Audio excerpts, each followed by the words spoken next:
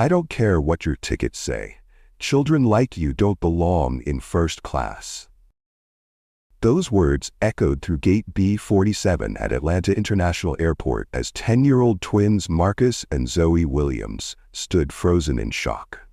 Janet Rodriguez, a gate agent with 15 years of experience, was shouting at two children who had done nothing wrong except try to board their flight with legitimate first-class tickets.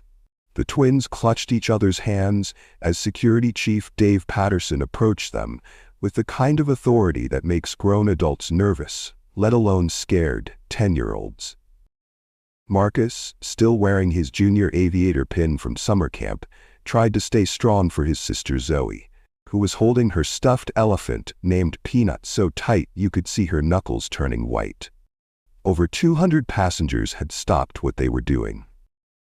Some were pulling out their phones, recording what was about to become one of the most shocking airport incidents you'll ever hear about.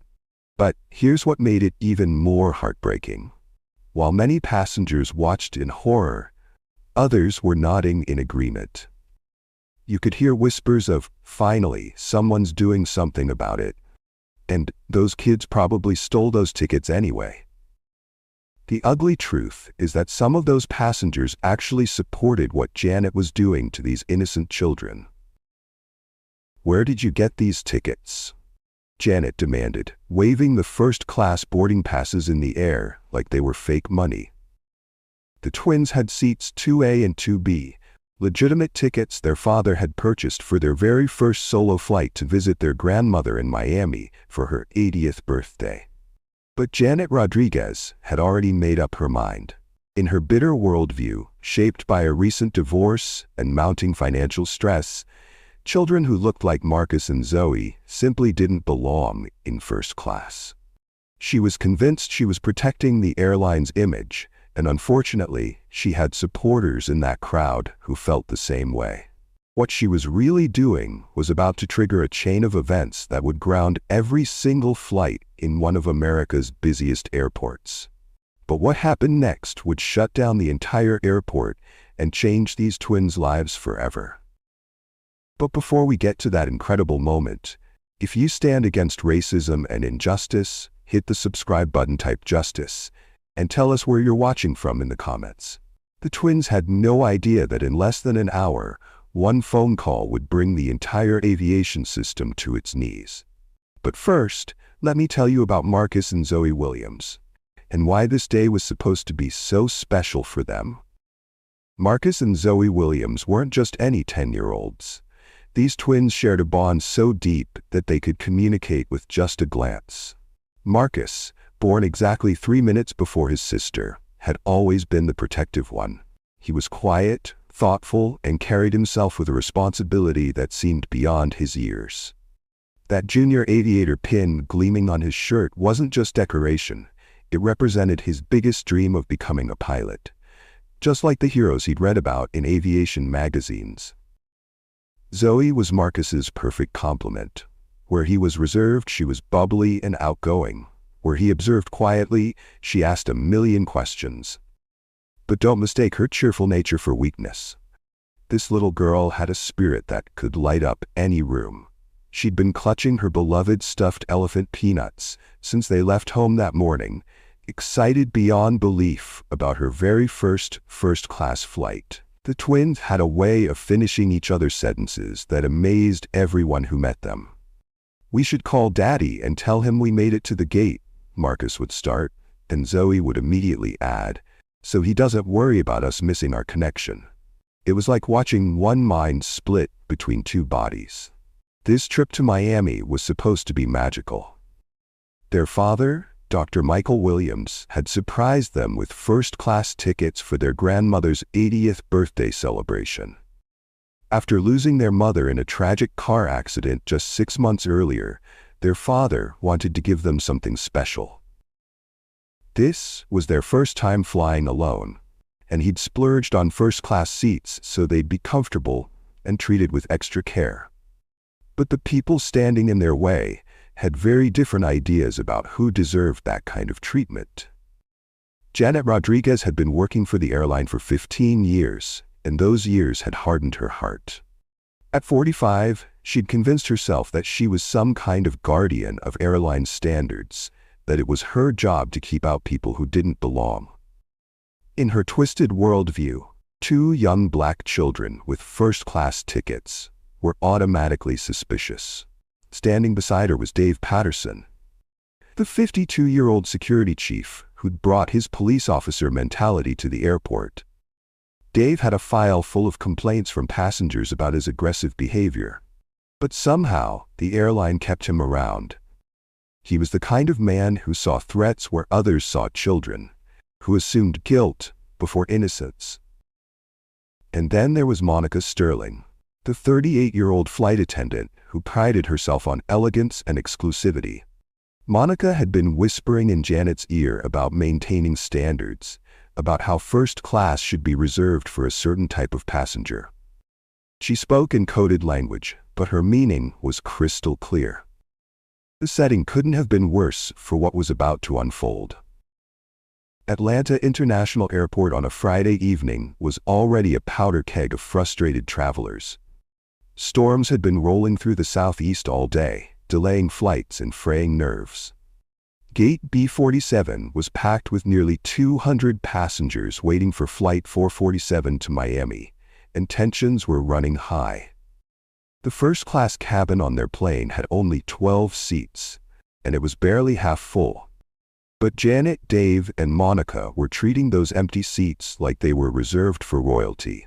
They'd rather have seats sit empty than allow 2 10-year-old children to occupy them, simply because of the color of their skin. What none of these airline employees knew was that they were about to pick a fight with the wrong family. The storm clouds gathering outside the airport were nothing compared to the storm that was about to break loose inside Terminal B. When Marcus and Zoe Williams walked up to Gate B47 with their boarding passes in hand, they had no idea they were about to step into a nightmare. The twins approached Janet Rodriguez's desk with the innocent confidence that only comes from knowing you've done nothing wrong. They had valid first-class tickets, seats 2A and 2B, purchased legally by their father for what was supposed to be the adventure of a lifetime. But the moment Janet's eyes landed on those tickets, suspicion clouded her face.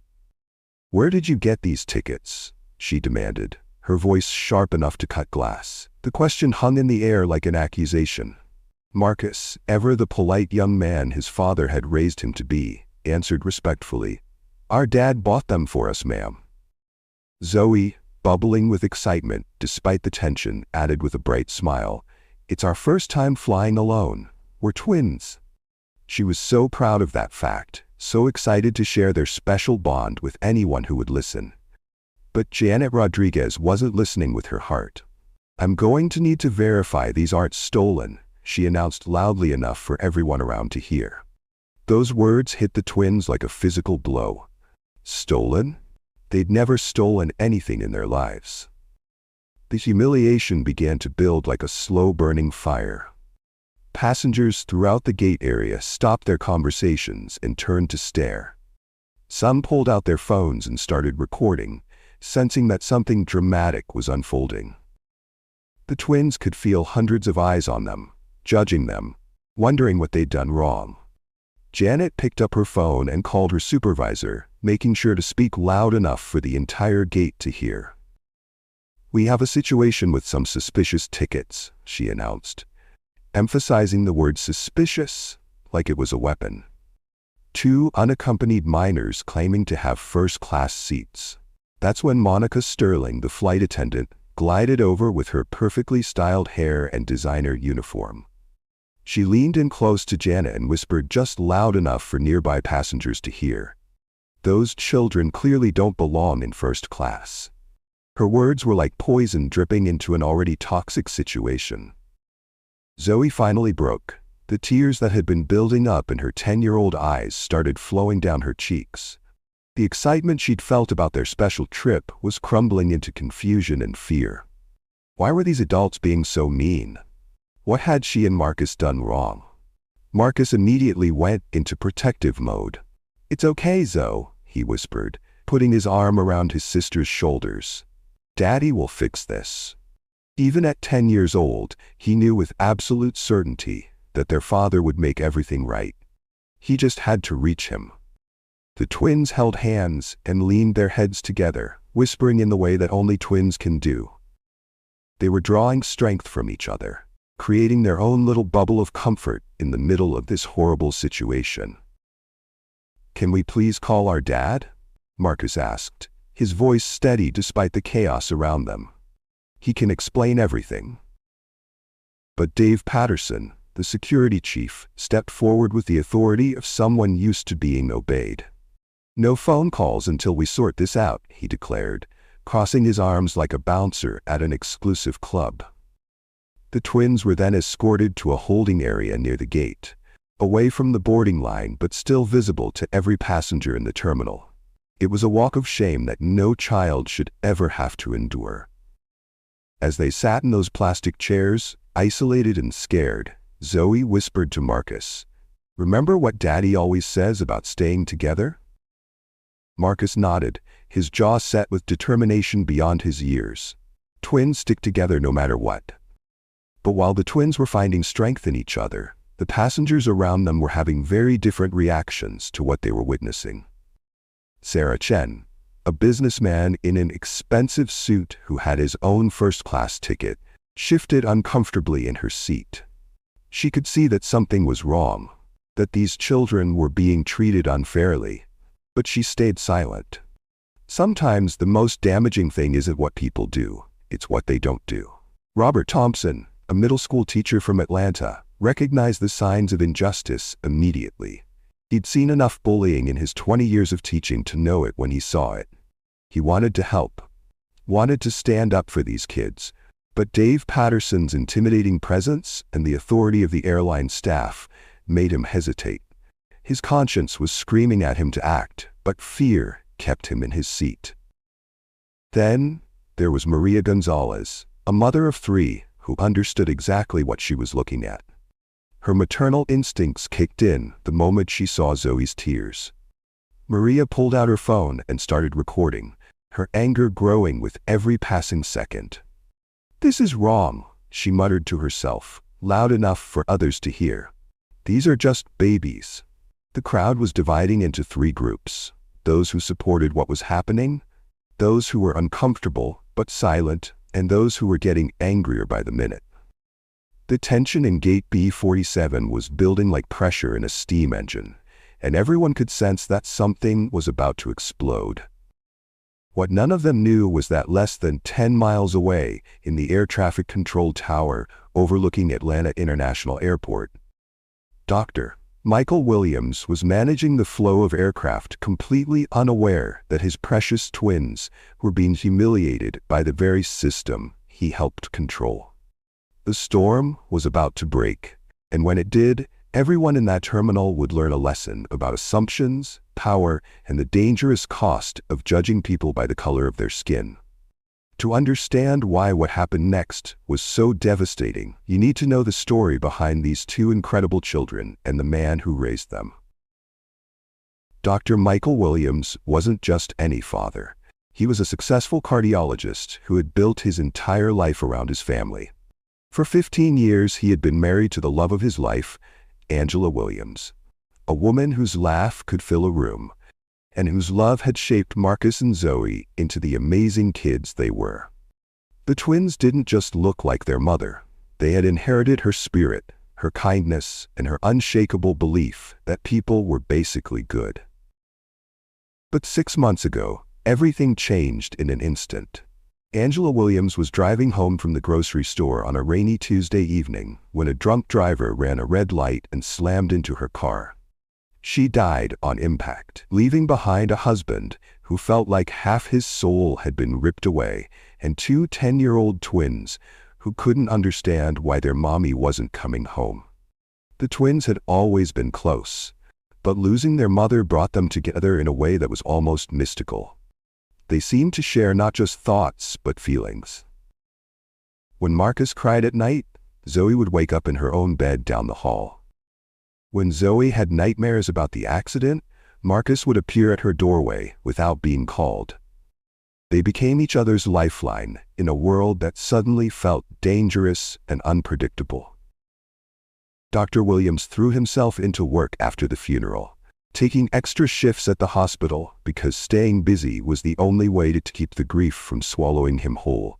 But no matter how many hours he worked, no matter how many lives he saved in the cardiac unit, his twins remained the center of his universe. They were all he had left of Angela, and he would have moved mountains to protect them. This trip to Miami wasn't just a vacation. It was Dr. Williams' attempt to give his children something beautiful after so much pain. His mother, the twins' grandmother, had helped raise him in Miami after his own father died when he was young. She was the strongest woman he knew, and at 80 years old, she was the twins' connection to their family history and their source of endless love and wisdom. Dr. Williams had worked overtime for months to afford those first-class tickets. He rarely took time off, rarely spent money on luxuries, but he wanted his children to feel special. He wanted them to experience something magical, to remember that the world could still be wonderful, even after tragedy. He had no idea that his gift of love would become the target of someone else's hatred. While the twins sat in that holding area, growing more frightened by the minute, Tom Bradley, Janet's supervisor, finally arrived at gate B47. Tom was a man in his 50s who had climbed the corporate ladder by never taking risks and always supporting his employees, even when they were wrong. He took one look at the situation, and instead of questioning Janet's judgment, he backed her up completely. "We can't be too careful these days," Tom announced, loud enough for the growing crowd to hear, especially with unaccompanied minors. His words were code, and everyone understood the real message. These children were being treated as threats simply because of who they were. Dave Patterson, emboldened by his supervisor's support, decided to escalate things even further. "Maybe we should call child services," he suggested, pulling out his radio. "Find out if these kids are supposed to be traveling alone." The threat hit the twins like a lightning bolt.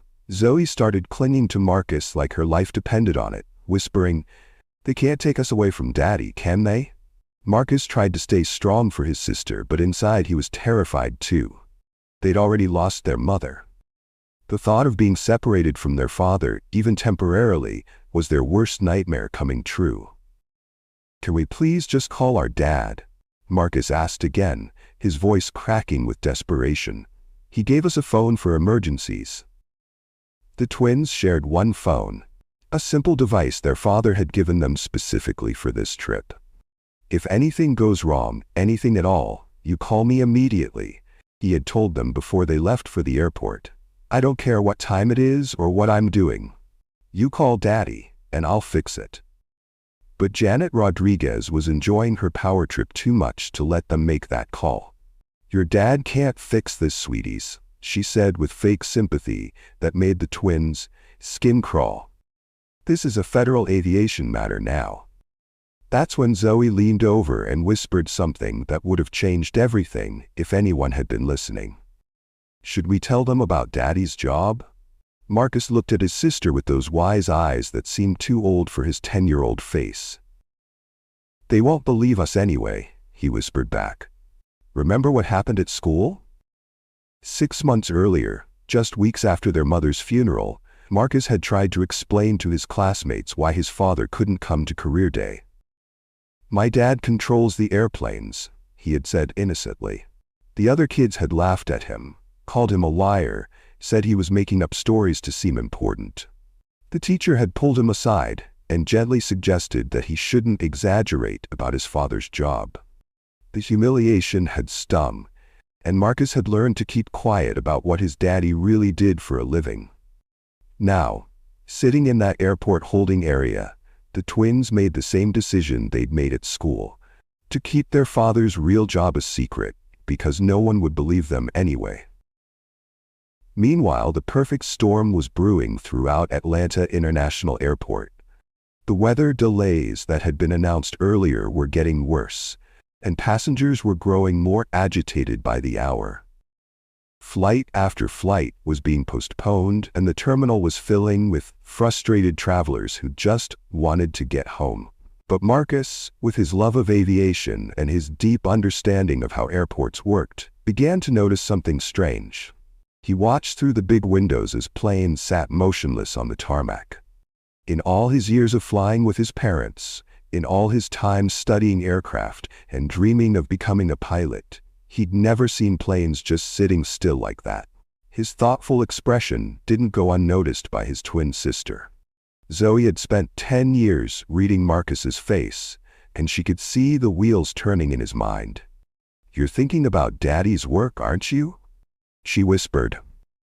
Marcus nodded slowly, a plan beginning to form in his head. He understood something that none of the adults around them realized. Something that would soon turn their nightmare into the airline staff's worst fear. If you're watching this and thinking these airport employees have no idea what they've gotten themselves into, you're absolutely right. And if you want to see what happens when they finally discover who they're really messing with, make sure you hit that subscribe button, because this story is about to take a turn that will leave you speechless. What would you do if you were 10 years old and had the power to shut down an entire airport, but no one would believe you? Drop your answer in the comments, because Marcus and Zoe are about to show us exactly what happens when you underestimate the children of someone very, very important. The storm outside was nothing compared to the storm that was about to unleash inside that terminal, and it would all start with one phone call that would change everything. As the situation at Gate B47 continued to spiral out of control, something beautiful began to happen among the passengers. The crowd that had been divided between supporters and silent witnesses was starting to shift, and it all began with Maria Gonzalez. Maria had been watching this nightmare unfold for over an hour, and her maternal instincts were screaming at her to act. She was a mother of 3 herself, and she knew what fear looked like in a child's eyes. She couldn't just stand by and document injustice. She had to act. Walking directly up to Janet Rodriguez's desk, Maria planted herself firmly in front of the gate agent and said loudly enough for everyone to hear, "This is wrong, and you know it. They're just babies." Janet's face flushed with anger at being challenged so publicly. "Ma'am, I need you to step back. This is airline business." But Maria wasn't backing down. She had raised 3 children and fought bureaucrats who tried to dismiss her family's needs. "This is human decency business," she shot back. "These children have done nothing wrong, and you're treating them like criminals. Look at them. They're terrified." Her courage seemed to unlock something in the other passengers. Sarah Chen, the businessman who had been sitting silently in the first-class boarding area, finally found her voice. She remembered being a young Asian American girl facing discrimination, and she had promised herself that if she ever had the power to stand up for others, she would use it. Sarah stood up and walked over with the confidence of someone used to commanding boardrooms. "I've seen their tickets," she announced clearly. "They're legitimate first-class tickets. I was sitting right there when they showed them. There's nothing suspicious about those children except the color of their skin." The accusation hung in the air like a thunderclap. Sarah had said what everyone was thinking, but nobody had been brave enough to voice. Robert Thompson, the middle school teacher, couldn't stay silent any longer either. In his 20 years of education, he had seen countless examples of children being misjudged and mistreated. Looking at Marcus and Zoe reminded him of why he had become a teacher in the first place. "I'm an educator," he said with professional authority. "I've been watching these kids for the past hour. They're scared, they're well-behaved, and they're good kids. What you're doing to them isn't just wrong, it's damaging. You're traumatizing children for no reason." But instead of backing down, Janet Rodriguez dug in deeper. The public challenge only made her more determined to prove she was right. "I'm protecting this airline's reputation," she declared loudly. "We have standards to maintain, and I won't apologize for doing my job. I've been with this airline for 15 years, and I know what belongs in first class and what doesn't." Her words revealed everything. This wasn't about security or procedures. This was about Janet's personal beliefs about who belonged in first class and who didn't. While the adults argued around them, Marcus and Zoe were developing their own strategy. They had been listening carefully to every announcement, and that's when they heard it. A gate announcement that changed everything. Ladies and gentlemen, we're continuing to experience delays due to air traffic control issues. All departures are currently on hold pending clearance from the control tower. Marcus's head snapped up. Zoe, he whispered urgently. Did you hear that? About the air traffic control? She whispered back. Marcus nodded, his mind racing. Remember Daddy said he had to work this weekend because of the storms? I think Daddy might be working today. Zoe's eyes lit up with sudden understanding. Should we tell them? Marcus looked around at the chaos. Not yet. They won't believe us. Remember what happened at school? He was referring to when other kids had laughed at him for saying his father controlled airplanes. But maybe we can show them instead. The twins shared one of their special looks, that twin communication that had developed over 10 years. They had a plan. The pressure from the growing crowd was becoming too much for Tom Bradley to ignore. More passengers were speaking up, phones were recording everything, and this was turning into a public relations nightmare. Fine, Tom said finally. They can make one phone call to verify their story, and then we proceed according to protocol. The twins looked at each other, and for the first time in over an hour, hope flickered in their eyes. Who should call Daddy? Marcus asked his sister. Zoe started to reach for the phone, but Marcus stopped her. You talk to Daddy first, he said softly. He always smiles when he hears your voice, and right now I think Daddy needs to smile before he hears what happened to us. With trembling fingers, Zoe dialed the number she knew by heart. The phone rang twice, and then that familiar voice answered. Hey Princess, Dr. Michael Williams said, and you could hear the smile in his voice. Aren't you supposed to be on the plane with Marcus right now? Did you miss your flight? The sound of her father's voice was too much for Zoe's composure. Her voice broke as she tried to explain. Daddy, they won't let us on the plane. They say our tickets are fake, and they want to call child services, and Marcus tried to tell them, but they won't listen. And I'm scared, Daddy. I'm really scared. The change in Dr. Williams' voice was immediate and dramatic. The warmth disappeared, replaced by something cold and dangerous. What? Zoe, slow down. Tell me exactly what's happening. Where's Marcus? I'm here, Daddy, Marcus said, taking the phone. With clarity beyond his ears, he explained everything. Janet's accusations, being moved to the holding area, the threats to call child services, the passengers filming their humiliation. Put the supervisor on the phone, Dr. Williams said, his voice carrying absolute authority. Right now. If you were in Dr. Williams' shoes, what would you have done? Would you forgive the airline or make them pay for stopping your kids from boarding?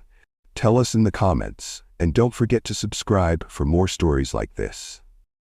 Tom Bradley took the phone with the confidence of someone who dealt with upset parents regularly. He had no idea he was about to have the most important conversation of his career. This is Tom Bradley, gate supervisor for Flight 447, he said professionally. And you are? This is Dr. Michael Williams, came the reply, each word measured and precise. You're detaining my children. Tom's training kicked in. Sir, we're just following standard protocol with unaccompanied minors. There were some questions about ticket validity. My twins have never been separated in their entire lives, Dr. Williams said, his voice growing colder. They lost their mother 6 months ago, and now you're traumatizing them further. What's your full name and employee identification number? Something in Dr. Williams' tone made Tom nervous. This wasn't a typical angry parent. This was someone used to being in charge.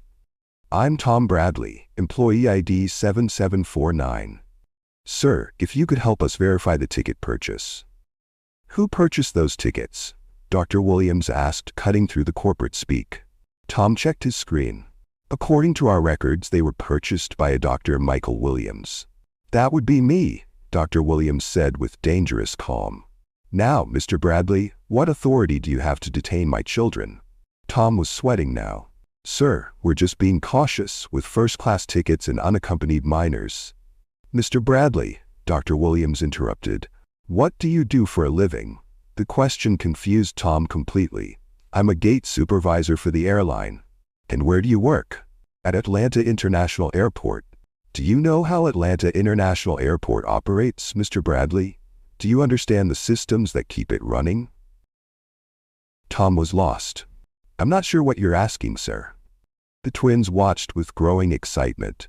They could see Tom's confusion, his nervousness, his dawning realization that he might be dealing with someone far more powerful than expected.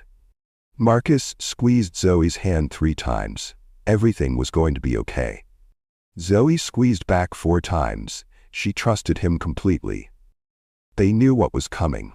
They had seen their father's authority before, but never used to protect them like this. Dr. Michael Williams was about to reveal his true identity, and when he did, everyone in that terminal would understand they had made the biggest mistake of their careers. The moment of truth had arrived. Dr. Michael Williams's voice cut through the phone with the precision of a surgeon's blade, and what he said next would change everything for everyone at Gate B47.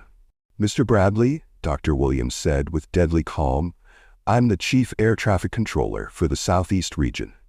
The words hit Tom Bradley like a physical blow. His face went from confused to pale white in an instant. The phone in his hand suddenly felt like it weighed 1,000 pounds. Chief Air Traffic Controller, Southeast region. The implications crashed over him like a tidal wave. Every plane you see sitting on that tarmac, Dr. Williams continued, his voice growing more authoritative with each word. Every aircraft waiting for clearance, every flight that's been delayed for the past 2 hours, I control their movements. Janet Rodriguez, who had been standing close enough to overhear the conversation, felt her knees go weak. The blood drained from her face as she realized the magnitude of what they had done. They hadn't just mistreated 2 random children. They had detained the kids of the man who literally controlled the airspace above one of the busiest airports in the world. Marcus and Zoe shared one of their special twin looks. And despite everything they had been through, Marcus couldn't help but give his sister a small, knowing smile. Told you they wouldn't believe us, he whispered. Zoe nodded, her fear finally beginning to transform into something else. Pride in their father and anticipation of what was about to happen. Dr. Williams wasn't finished. His voice took on the tone he used in the control tower during emergency situations, calm, authoritative, and absolutely non-negotiable. Mr. Bradley, you have 30 seconds to put my twins on that plane. Tom Bradley's corporate training kicked in, even though his hands were shaking. Sir, let's discuss this reasonably. I'm sure we can work something out. 25 seconds, Dr. Williams interrupted, or I ground every flight in this airport. The threat wasn't an empty one. 20 miles away, in the air traffic control tower overlooking Atlanta International Airport, Dr. Michael Williams sat at his station, surrounded by radar screens, communication equipment, and the technology that managed the flow of hundreds of aircraft every hour. His colleagues could see the change in his demeanor, the way his jaw had set with determination, the cold fury in his eyes that meant someone had made a very serious mistake. Back at Gate B47, the twins were no longer the scared, helpless children they had been an hour ago. They stood together, holding hands, but now there was something different about their posture. They were standing straighter, their fear replaced by quiet dignity and pride in their father. 20 seconds, Dr. Williams announced. Tom Bradley looked around desperately, seeing the crowd of passengers watching, the phones recording, Janet Rodriguez looking like she was about to faint. Sir, please, let's not do anything hasty. 15 seconds. The countdown was like a death sentence. Everyone at the gate could feel the tension building, the sense that something enormous was about to happen. 10 seconds. Tom Bradley made one last desperate attempt.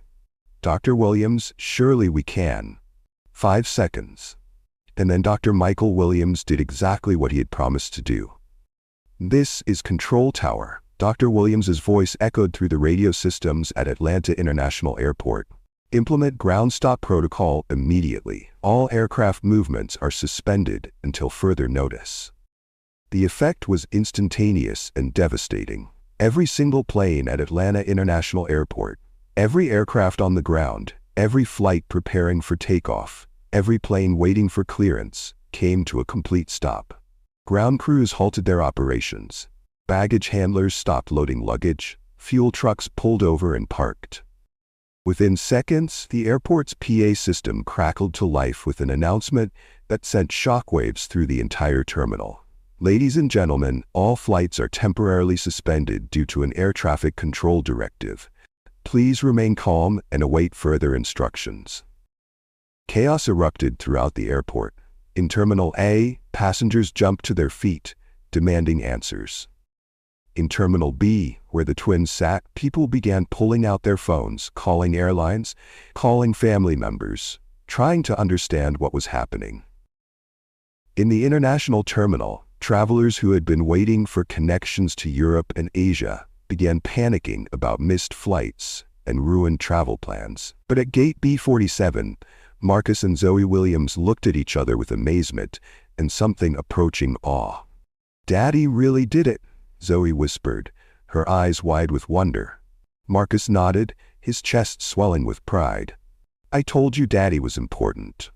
The twins watched as the reality of the situation dawned on everyone around them. Tom Bradley was staring at his phone like it had transformed into a snake.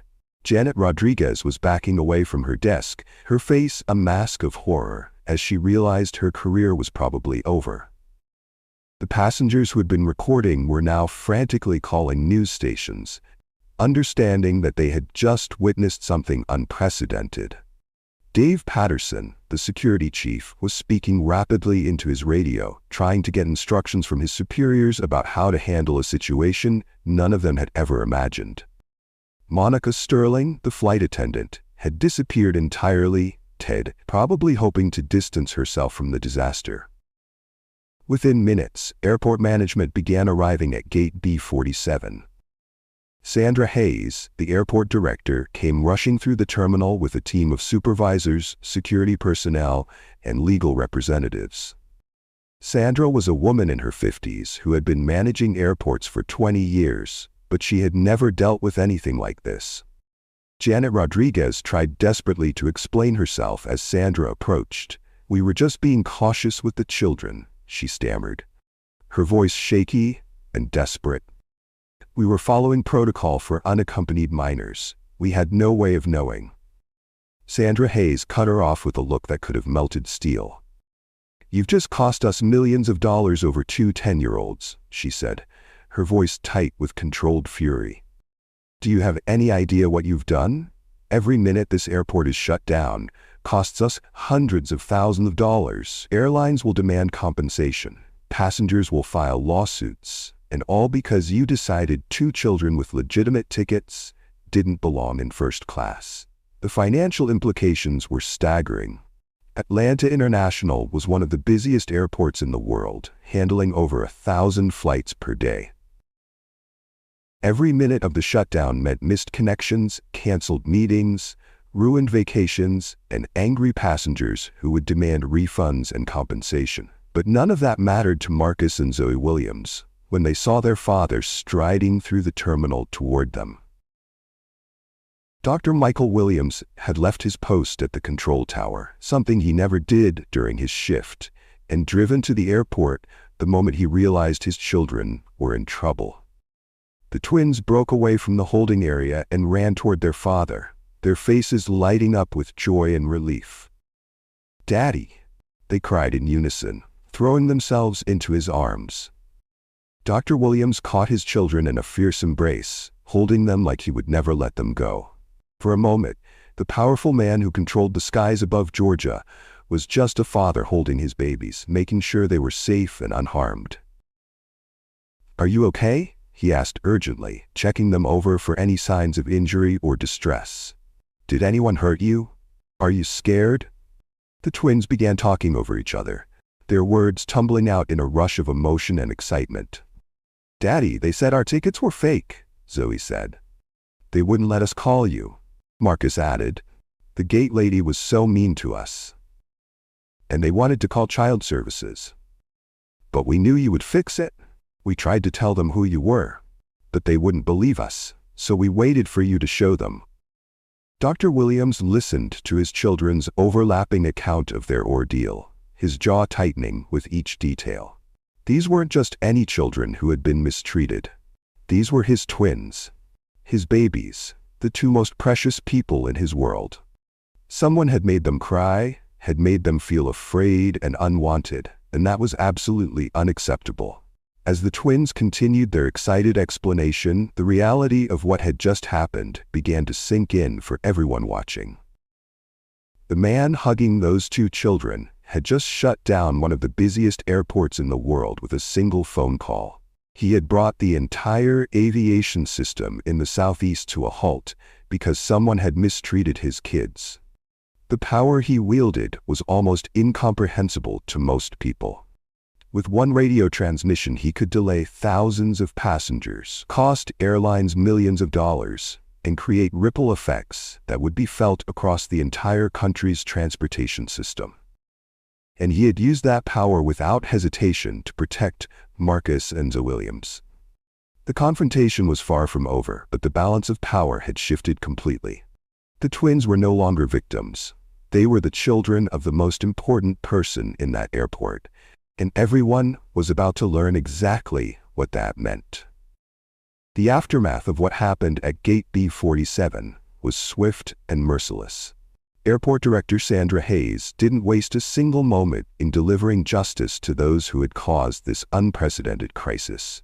The financial implications alone were staggering.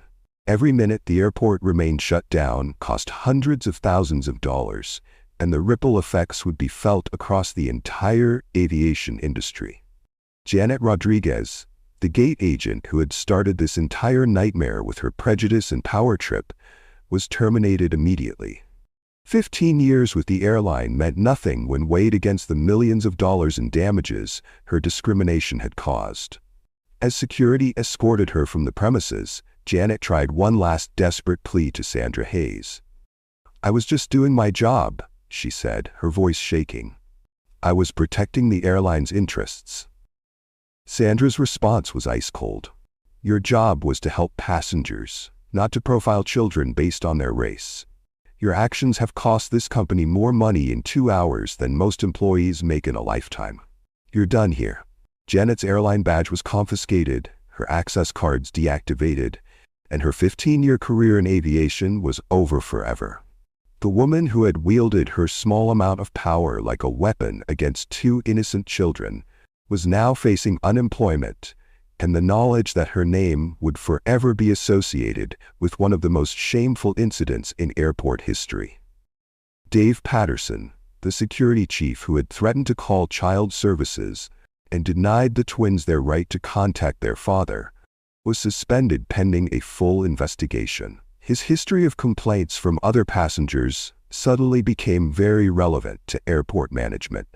Human Resources had received dozens of reports over the years about Dave's aggressive behavior, his tendency to escalate situations rather than de-escalate them, and his pattern of treating certain passengers with suspicion based on their appearance. "Mr. Patterson," Sandra informed him as she reviewed his file, "you've had 17 formal complaints filed against you in the past 3 years. 17 instances where passengers felt you treated them unfairly or aggressively. We kept you on because you claimed you were just being thorough with security. But today we see what your version of thoroughness really looks like." Dave tried to defend himself. "Those kids could have been anyone. In this security environment, you can't be too careful." "Those kids," Sandra replied sharply, "were 10-year-old twins with legitimate tickets, traveling to see their grandmother. Caution, traumatized children who had already lost their mother.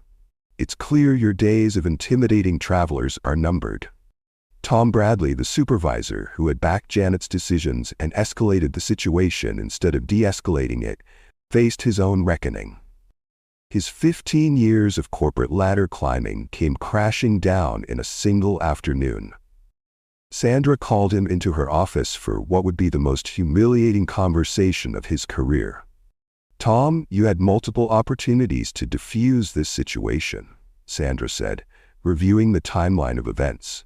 "When Maria Gonzalez first complained, you could have investigated. When Sarah Chen vouched for the children's tickets, you could have listened. When Robert Thompson, an educator with 20 years of experience, told you these were good kids, you could have reconsidered. Instead, you doubled down on discrimination." Tom tried to explain. "I was supporting my employee. That's what good managers do." "Good managers," Sandra replied, "support their employees when they're right and correct them when they're wrong. You supported Janet Rodriguez when she was clearly in the wrong, even when multiple witnesses told you so. That's not management. That's enabling discrimination." Tom Bradley was immediately demoted from gate supervisor to general airport employee, a position that would have him cleaning terminals and directing lost passengers. His salary was cut by 40%, his benefits reduced, and his chances of ever advancing in the company again were essentially zero. Monica Sterling, the flight attendant who had whispered poison in Janet's ear about maintaining standards, received a formal written reprimand that would follow her for the rest of her career. Her dreams of working international first-class routes, of serving celebrities and dignitaries, were over before they began. "Miss Sterling," Sandra said during her disciplinary meeting, "you actively encouraged discrimination against children. Your comment about maintaining standards revealed exactly what kind of person you are and what you believe those standards should be based on. You'll be working domestic economy routes for the foreseeable future, and you'll be attending every sensitivity training session we offer." But the real moment of reckoning came when Sandra Hayes approached Dr. Williams and his twins directly.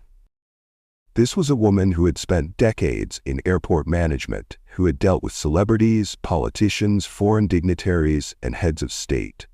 She had apologized to senators, smoothed over incidents with movie stars, and handled diplomatic crises involving international travelers.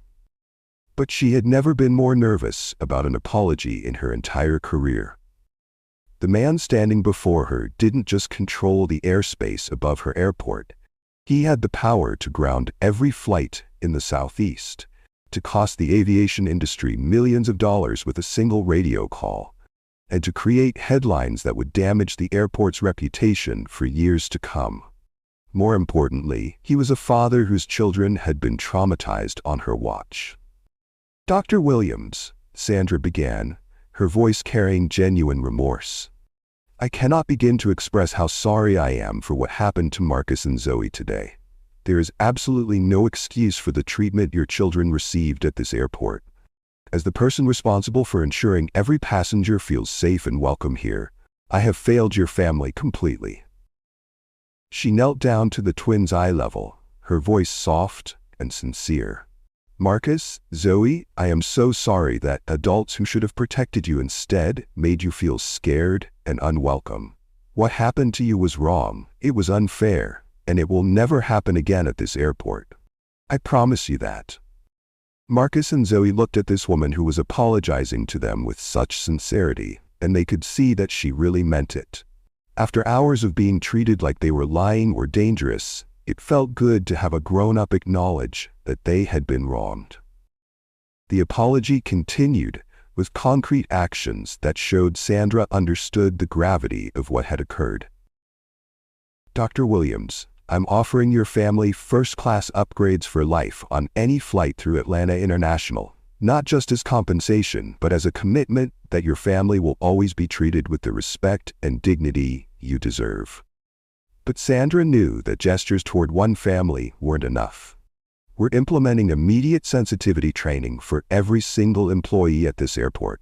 Gate agents, security, maintenance, food service, everyone. No one who works here will be able to claim they didn't know better if something like this ever happens again." She turned back to the twins. "And Marcus and Zoe, we're going to reserve special twin seats on every flight so you can always sit together, no matter what. Because we learned today that twins stick together. And that's something beautiful that should be celebrated, not separated. Dr. Williams accepted the apology with grace, but he knew this moment was about more than just his family. Standing in that gate area, surrounded by passengers, employees, and media who had rushed to cover the story, he had an opportunity to turn this painful experience into something meaningful. Something that could help other children who might face similar discrimination. "I appreciate your apology, Miss Hayes," Dr. Williams said, "and I believe you're sincere. But I want everyone here to understand that this isn't just about my children. This is about every child who travels through airports, every family who deserves to be treated with dignity, every person who should be judged by their character rather than their appearance." Standing with his twins on either side of him, Dr. Williams addressed the crowd that had gathered. Passengers from multiple flights had stopped to watch. Airline employees had gathered. Airport staff were listening intently, and news crews were recording every word. This was a moment that would be remembered and replayed for years to come. "My children were judged today by the color of their skin, not by their character," Dr. Williams said, his voice carrying across the gate area with the authority of someone used to being heard and obeyed. "They were treated as suspicious, as unworthy, as somehow less deserving of basic respect, simply because of how they look." He gestured to Marcus and Zoe, who stood proudly beside their father, no longer the scared children they had been hours earlier. "These are good kids. They get good grades. They help their neighbors. They've never been in trouble in their lives. They lost their mother 6 months ago. And they were traveling alone for the first time to visit their grandmother who helped raise me. They were excited, they were polite, and they had legitimate tickets." Dr. Williams's voice grew stronger as he continued. But none of that mattered to the people who decided they didn't belong in first class. None of their character, their behavior, or their documentation mattered because someone looked at their skin color and made assumptions. His words resonated with everyone who heard them, but especially with the passengers of color in the crowd who had faced their own experiences with discrimination while traveling. Every child deserves to be treated with dignity and respect, regardless of their race, their background, or their family's financial situation. Every child deserves to feel safe and welcome in public spaces. Every child deserves to have adults protect them, not profile them. Marcus, still holding his father's hand, spoke up with the wisdom of someone far beyond his 10 years. "We're just kids who wanted to see Grandma," he said simply, his voice clear and strong. "We didn't do anything wrong. We just wanted to fly on the airplane like Daddy planned for us." Zoe nodded beside her brother, adding with the pure honesty that only children possess, "And we're twins, so we stick together no matter what. That's what twins do." The crowd erupted in applause, many passengers wiping tears from their eyes. Maria Gonzalez, Sarah Chen, and Robert Thompson, the passengers who had stood up for the twins when it mattered most, clapped the loudest, knowing they had witnessed something historic. An elderly black woman in the crowd called out, "Those babies handled themselves with more dignity than the adults who mistreated them." Her comment sparked more applause and nods of agreement throughout the terminal. A young father holding his own daughter stepped forward. "My little girl is watching this," he said, his voice emotional. "She needs to see that there are still people willing to stand up for what's right and that children have value no matter what they look like." The moment was powerful, transformative, and healing in a way that surprised everyone present. What had started as an incident of discrimination had become a teachable moment about justice, courage, and the importance of treating all children with respect. Finally, after more than 2 hours of nightmare, Marcus and Zoe Williams were allowed to board their flight to Miami. They walked down the jet bridge hand in hand, no longer the scared children who had been humiliated earlier, but dignified young people who had learned something important about standing up for themselves and the power of having someone who loves you fight for you. As they settled into their first-class seats, 2A and 2B, just as their father had originally booked. The flight crew went out of their way to make sure they felt welcome and special. The captain, a veteran pilot with 30 years of experience, personally came to greet them. For the first time all day, Marcus and Zoe felt like the excited children they were supposed to be, rather than victims of discrimination. They were learning about airplanes, asking questions, and dreaming about the future, instead of worrying about unfair treatment. The flight to Miami was smooth and uneventful, exactly what their father had hoped for when he booked their tickets. The flight attendants treated them like VIPs, bringing them extra snacks and making sure they were comfortable. Other passengers smiled at them, and a few even stopped by their seats to tell them how impressed they were with their courage. 3 hours later, their plane touched down in Miami, where their grandmother waited with arms wide open. At 80 years old, Grandma Williams had lived through the civil rights era, had faced her own share of discrimination and prejudice.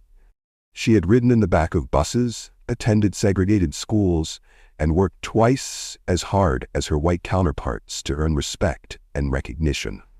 But seeing her grandchildren walk off that plane with their heads held high, having stood up to injustice and emerged stronger, filled her heart with pride and hope for the future. "My beautiful twins," she said, embracing them both at once in the airport terminal. "Tell me everything. I want to hear every single detail of this day." And they did. They told her about the mean gate agent who said they didn't belong in first class, about the scary security guard who wanted to call child services, about the supervisor who wouldn't listen to reason. But they also told her about their daddy shutting down the entire airport to protect them, about the passengers who stood up for them when no one else would, about learning they were stronger and more valuable than they had ever imagined. "You know what this reminds me of?" Grandma Williams said as they sat in her living room that evening. "It reminds me of when your grandfather and I first integrated the lunch counter at the downtown department store. People said we didn't belong there either, but we knew our worth, and we didn't let their hatred define us." She pulled out a photo album filled with pictures from the civil rights era. "Change doesn't happen overnight, babies. It happens one person at a time, one incident at a time, one family at a time, standing up and saying, 'This is wrong. What you did today, what your daddy did today, that's how the world gets better.'" If you enjoyed this story, like, subscribe, and share with others so they can learn too. See you in our next video.